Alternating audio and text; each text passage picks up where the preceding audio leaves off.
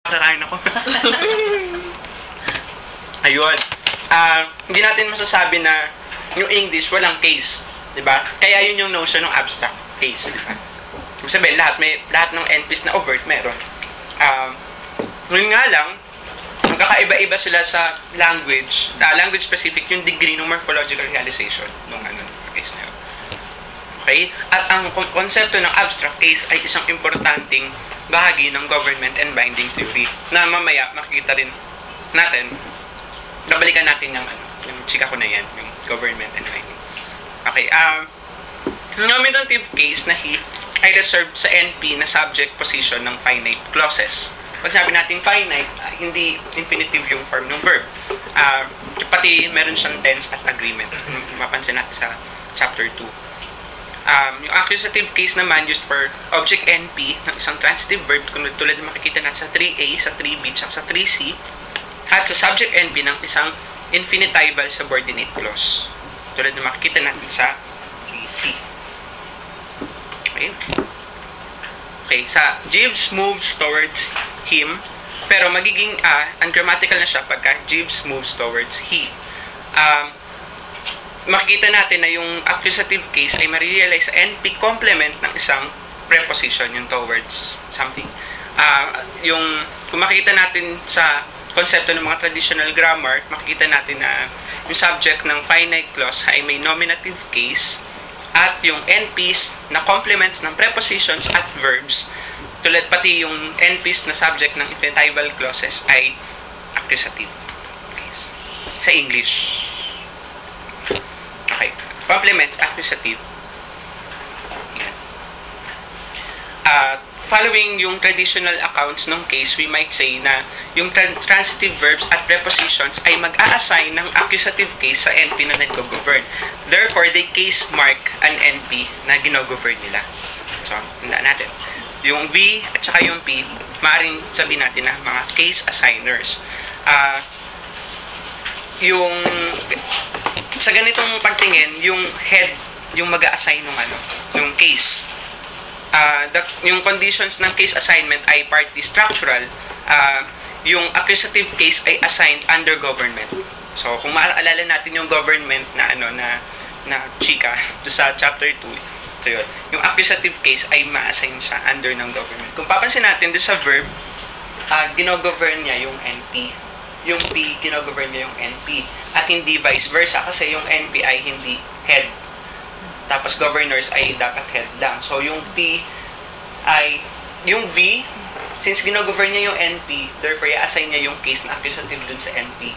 Yung P, i-assign niya yung accusative case sa NP bilang governor dun siya. Happy, no? Ngayon lang yan. Ngayon palang happy ka.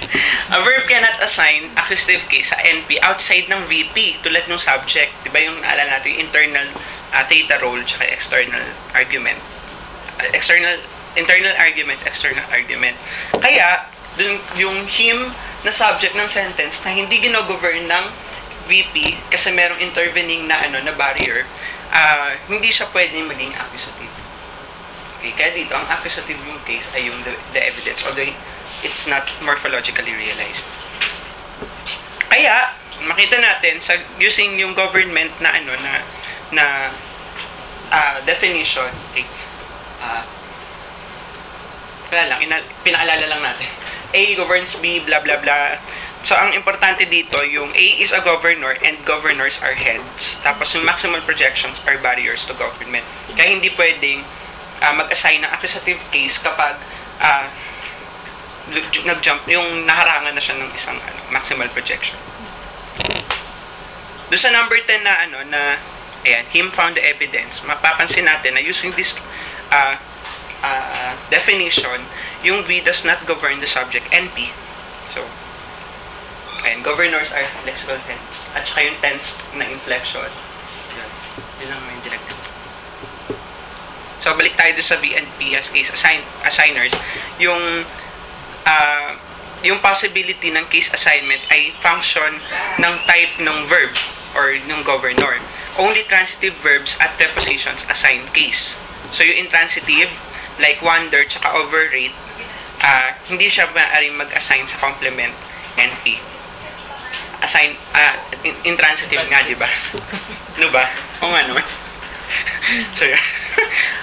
Nouns at adjectives also do not assign accusative case. Quarrel, attack, him, tapos quarrel is envious him. Makita natin mamaya na kailangan may idagdag tayo dyang element. Kung mapapansin natin, yung naalala niyo yung feature representation ng preposition, verb, nouns at saka adjectives, na yung dalawa, na yung P at V, tas yung N at A, ay maaari nating magrupo sa dalawa. Transitive verbs and prepositions as case assigners. Ngayon, yung ability nung P at saka nung V na mag-assign ng case, ng accusative case, ay due to the presence of the feature minus nominal. Tapos yung prepositions at verbs are minus nominal. Tapos yung nouns at adjectives ay plus N or plus nominal. So, yun yung nagpapabawal sa kanila na mag-assign ng accusative. Okay. Sa configuration natin dito, yung V magki-case mark ng direct object NP. Yung NP bilang NP dominated by V bar. Tapos yung P naman magki-case mark dun sa complement NP dominated by P bar. Okay. Ngayon, anong element yung case assigner sa diagram na yan? Okay. Further question. Yung him ba ay case mark ng preposition o case mark ng verb? Okay. Galing. Kasi under our definition of government, it is P na nagka-case mark ng NP dahil yung PP ay maximal projection, therefore a barrier. So yun. Hindi point bawal siya. So hindi siya mapapakialaman. Move. Mako-confirm din natin to kung makikita natin sa German data. Yung einen Roman accusative, tas einen Leistiv ay dative, tas einen Leistiv accusative. Bukod sa accusative tsaka nominative, meron din silang dative na case. Usually ito yung indirect object or yung instrument. Ganun. Sa 16a, makita natin direct object noun phrase, einen Roman, ay assigned accusative by the verb schreiben. Yung sa 16b, yung complement of meet, yung with, assigned dative.